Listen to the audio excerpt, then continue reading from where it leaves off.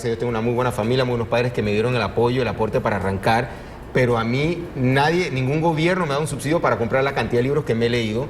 A mí ningún gobierno me da... Y dicho sea de paso, lo que yo practico hoy no lo aprendí en la universidad. Lo mío es práctica de vida real, experiencia. De profesión, de calle. De calle, sí, exactamente. Sí. O sea, y yo no creo, los subsidios no aportan para nada. Empezando, no tanto, todavía no la parte económica, a la parte de la sociedad en sí. O sea, malacostumbra a la gente, y debo decirlo, nos puede malacostumbrar a convertirnos en una sociedad de vagos. Así de sencillo es. Ahora, va a haber excepciones, ahorita vamos a hablar de eso.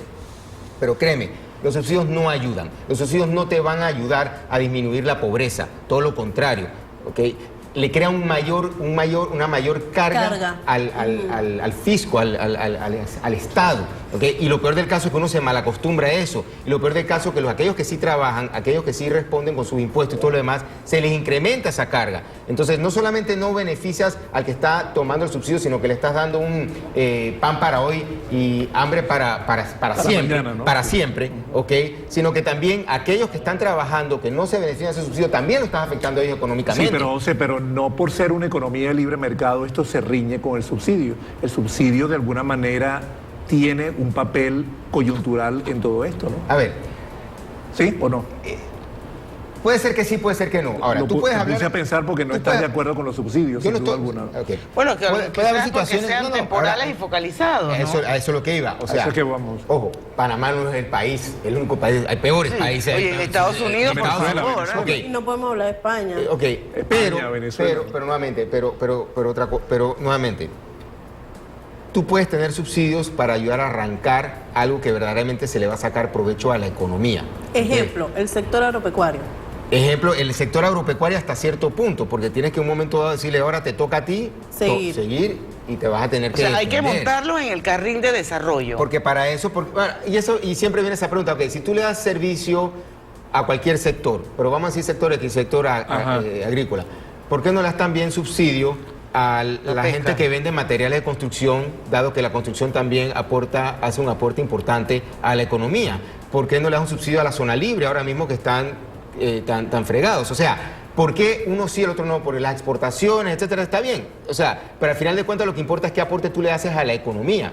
Entonces, tú das subsidios cuando quieres ayudar a alguien o algún sector, pero que tú sabes que va a haber un futuro para que ese sector se abra solo y verdaderamente empuje a la economía. Y prescinda del subsidio. Y prescinda del subsidio, Debe ser exactamente. un acelerador del sector y de ahí... Eso. O sea, claro. Ahora, estás en una situación, por ejemplo, vamos a decir que estás en una situación de un sector que está muy agobiado, que tuvo la mala suerte, que le ha afectado una crisis precisa, como sí suele pasar con el agro, o sea, que obviamente no puede dejar también que desaparezca. Ajá. Ahí viene la parte, ok, vamos a ayudarte por este periodo temporal, de adelante sigue, porque nuevamente, y eso es lo otro, también hay que ver en su momento los subsidios si se están utilizando como deben utilizarse, si son para lo que verdaderamente deben ser. Entonces, tristemente, en Latinoamérica no es muy conocida porque las cosas... Cuando la transparencia con la cual se y estoy hablando de toda Latinoamérica porque...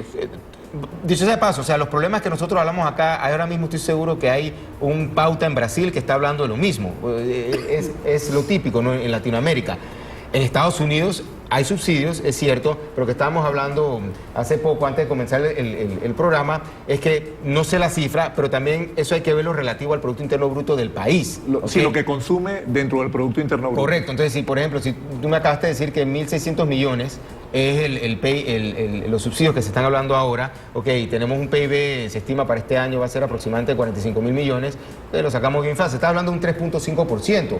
Bueno, hay que ver si eso es uno de los menores en Latinoamérica, que en todo caso, pues, aceptable dentro del aporte que se quiere hacer a su sociedad para aquellos que están dispuestos a promover eso, o si eso es demasiado alto.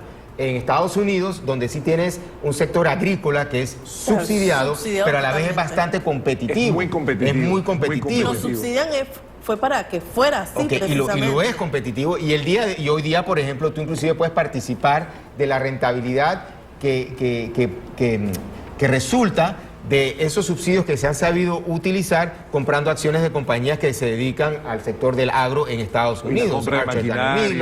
Caterpillar, whatever, John Deere. O sea, que ese es el mecanismo ideal de un capitalismo que tiene que dar cabida a la necesidad social, nuevamente, siempre y cuando ese subsidio sí se vea reflejado con una ventaja de mejorar. Y que no se convierta en una carga pesada para el contribuyente, claro, y que no te malacostumbre a no hacer nada. Y que no sean sostenibles en el tiempo. Sí, o sea, porque... No, y también para el Estado, el Estado no puede sostener un subsidio por largo tiempo. Exacto, tú tienes que ver... No puede, para nada. Bueno, hubo una época, y si mal no recuerdo, que en Estados Unidos se eliminó el subsidio de desempleo, y bueno, vino después con lo de la crisis, y ahí también se estaba criticando que como en media crisis, con toda la presión fiscal que se va a tener ahora a raíz de que ya estás dando demasiado dinero para salvar la economía, vas a meter estos subsidios. Si mal no recuerdo, así quedó, no sé ahora cómo es la cuestión, cómo va, la verdad no. Pero nuevamente, hay que pensar muy bien cómo haces el subsidio y verdaderamente tener la visión de ver cómo eso va a retribuir positivamente a los que llevan la carga para el subsidio y a los que lo están recibiendo. Porque, no sé, o sea, ya se ha hablado de subsidios a mujeres embarazadas, cosas así. A pandilleros. A los estudiantes en la nocturna, que por lo general trabajan de día. O sea, ¿cómo se va a hacer con eso? ¿Cómo se va a hacer con eso en Panamá? No, pero eso no ha pasado. Eso todavía está. Eso todavía es un proyecto. discusión, Es un proyecto, pero también, por otro lado, te soy franco. ¿Por qué estar pensando en eso cuando deberíamos estar pensando en otras cosas que más nos deben preocupar la economía? Como por ejemplo, sí, la economía se va a desacelerar. No necesitas ni un financista ni un economista para decírtelo. Eso se está viendo ya. Y se está desacelerando desde el 2012. Ya tú ves que los principales... Sí, viene bajando. No, y los principales motores de la economía, un zona libre que está fregado, ¿ok? Ya se viene desacelerando desde el 2012, ya está siendo la tendencia de otros países en Latinoamérica. Panamá quizás pueda surgir, pero no, o sea, no tan alto como surgió en otros años. Nuevamente, no es malo que se desacelere porque nos ayuda a minimizar el impacto de la inflación. Eso está bien, pero ya tienes que tener también preparado cómo evitar que esa desaceleración se te acelere hacia abajo. Sí, pero Zona Libre está trabajando, por ejemplo, a media máquina, y eso es grave.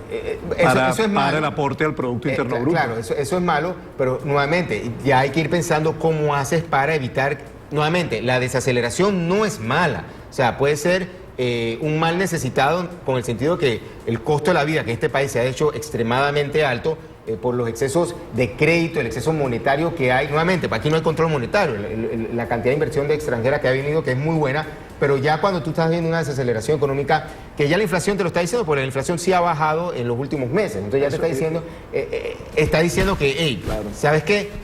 Está bien, desaceleremos, pero hay que pelar el ojo a que esa desaceleración no nos vaya a caer por debajo del 4%. Sí. Que es ahí donde estoy poniendo mi límite. No 5, pero iría a 4%, okay. 4.5%. Tenemos que ir al cambio.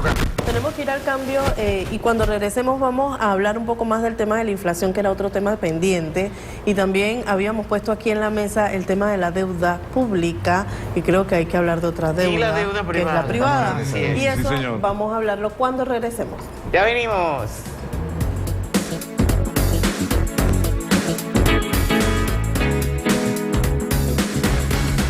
Volvemos con Pauta en Radio TV. ¿Qué tal, amigos? Soy Diana Martán, directora de Pauta en Radio TV. Y les cuento algo, soy fanática de las biografías. Paulo Coelho, Confucio, Morgan Freeman, todas las he visto. Si te gustan, al igual que a mí, no te pierdas Biografías.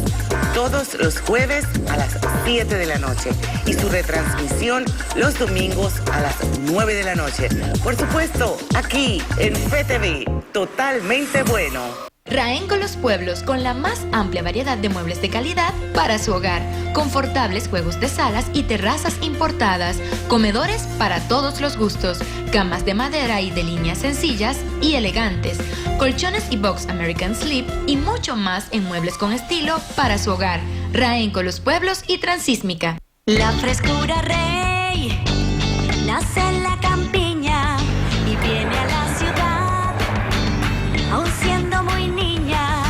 La frescura Rey juega por las neveras, sonríe en los pasillos como la primavera, vive aquí y acá y la hace feliz tu felicidad. La frescura Rey te habla de economía y sabor. La frescura Rey te habla de salud y también de amor. Nadie puede hablar de frescura como el Rey.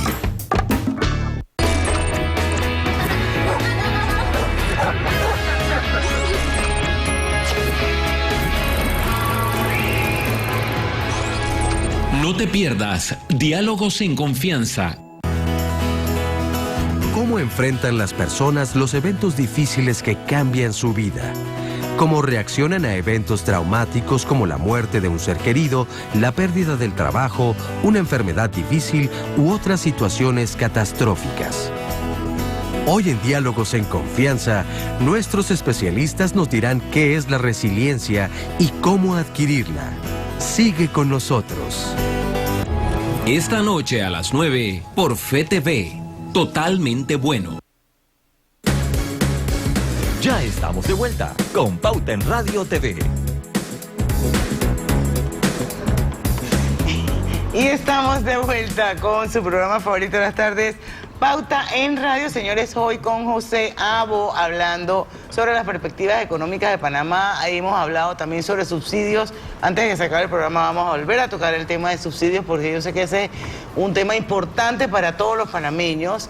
Sin embargo, no podemos dejar pasar por algo el tema que Gina Buendía le preguntaba a don José sobre la inflación. ¿Le preguntabas tú algo de eso, Sí, Gina? porque José Abo acaba de decir en el cambio anterior, en el bloque anterior, que en los últimos meses habíamos visto o se había reflejado una baja en el tema de la inflación. Y yo estoy segura que los oyentes y los televidentes de FTV deben estarse preguntando, ¿pero por qué? Eso no puede ser. Sí. Y lo alinean directamente al tema. Pero si la canasta básica está, ¿y por qué?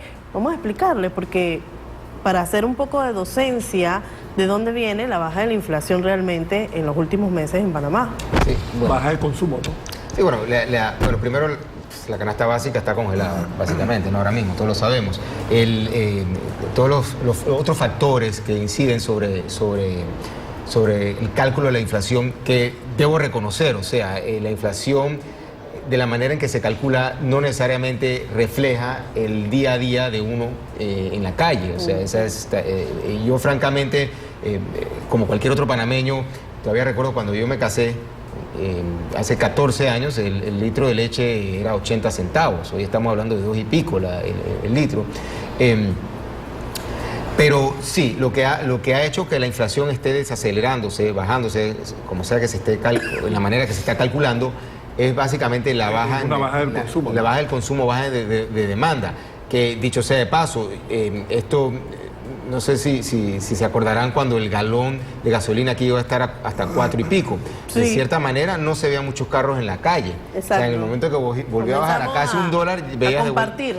Sí, bueno, pero ahora está casi en $4 el galón. Sí, si lo ajustas... Está a 90 y pico centavos el litro. No, lo que quiero decir es que ahí viene la parte de la economía de oferta y demanda. Ya llega un punto donde uno dice, oye, ¿hasta dónde? Pero ahora aquí viene el otro problema, que es el punto que íbamos a tocar, la parte de la deuda.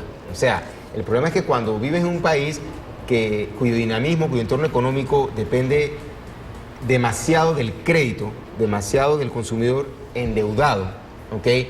Tú no te das cuenta en lo que estás gastando, entonces tú distorsionas la realidad de la demanda, en el sentido de que si tú estuvieras sacando el billete, si tú estuvieras sacando el billete de tu cartera para pagar en cash, ahí sí lo sientes, ¿ok? Y ahí dice, chuleta, yo no voy a pagar esta cosa, perdón, no voy a pagar esto, ¿no? O sea, está bien. ¿ok?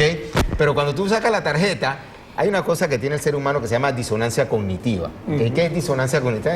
Sí.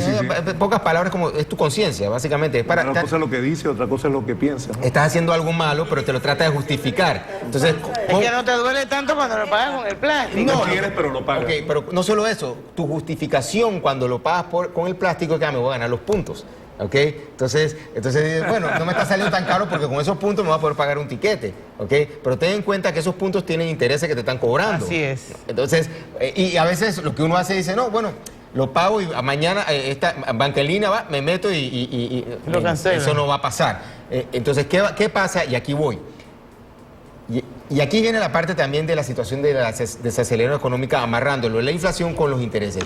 Estamos en una coyuntura que se está acercando a una potencial alza de intereses en dólares al próximo año, año y medio, a corto plazo. ¿Okay? Nosotros, el consumidor, el endeudamiento está amarrado a tasas a corto plazo. ¿Okay? En realidad todo el sistema financiero está amarrado a tasas de corto plazo. Realmente ¿qué es corto plazo? Corto plazo son periodos menores a un año. Ok, menos de un año. Entonces, para usar un término técnico... Eso pasa volando, además, ¿no? Por eso es corto plazo. Sí, corto plazo, ok. Pero entonces, para términos técnicos... En términos financieros pasa una muy tasa de rápido. referencia, perdón, una tasa de referencia que, bueno, se ha puesto en tela de duda si es efectiva o no es efectiva, es la tasa LIBOR, ¿ok? Exacto. Pero la que amarra todas las tasas habidas por haber, sea el nombre que le des, es la tasa que maneja el Banco de la Reserva de los Estados Unidos en dólares, lo que llaman la tasa objetiva de los fondos federales, así se llama. Y ya se prevé que va a empezar a subir en el 2015-2016. Yo me apunto más que más a final del 2015 al 2016. ¿Qué pasa? Como tarjetas de crédito, préstamo al consumidor, inclusive las hipotecas se amarran a tasa a corto plazo, te la dan por 5 años, pero el banco en cualquier momento tiene el derecho de subirte la tasa si ya le subes un costo de fondeo. ¿Okay? Cuando va a tener una incidencia inmediata en los mercados. Entonces, en los mercados en Panamá. Cuando eso pasa, yo no estoy hablando de los mercados financieros, estoy hablando de la economía en Panamá. Como estamos tan endeudados, estamos amarrados a la decisión de un banco, de un banco de la Reserva de los Estados Unidos, que la verdad es que Panamá muy bonito con el canal, pero la verdad lo que va a pasar con la economía, con nuestra decisión, a nosotros no nos va a importar. O sea, lo que debemos preocuparnos somos nosotros. Sí. Tú quieres solucionar el problema del tráfico en Panamá, espera que te suban las tasas a corto plazo y le empiecen a subir a la gente la letra.